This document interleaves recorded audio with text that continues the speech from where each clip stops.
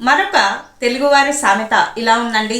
అందరాని వస్త్రము దానిపై అన్ని వడియాలే. అందరాని వస్త్రము ఆకాశము మనకు అందదు కాబట్టి ఆ వస్త్రం మీద ఉండేటటువంటి వడియాలు ఏమిటి అనుకుంటే నక్షత్రాలు, అక్కడక్కడ ఉండేటటువంటి నక్షత్రాలు.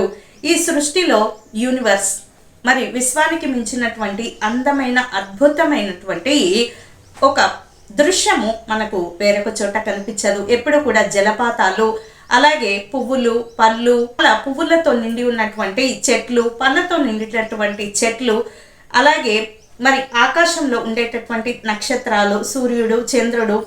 మరి సరిగ్గా మనము రాత్రి వేళల్లో చూడాలి చంద్రుని అందాన్ని, నక్షత్రాల అందాన్ని. నెలపొడుపు చూసిన తర్వాత ఇష్టమైన వారిని గాని, భగవంతుని గాని, అరచేతిని గాని చూసి అలా ముద్దు పెట్టుకోవడం అలవాటు.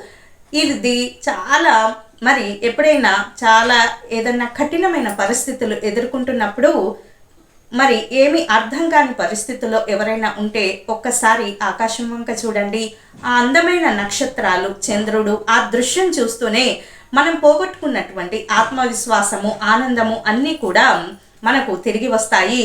నేచర్ రీగెయిన్స్ అవర్ పవర్ అంటే విశ్వము మనం పోగొట్టుకున్నవన్నీ తిరిగిస్తుంది. ఇదండి మరి తెలుగువారి పొడుపు కథల్లో ఒక పొడుపు కథ.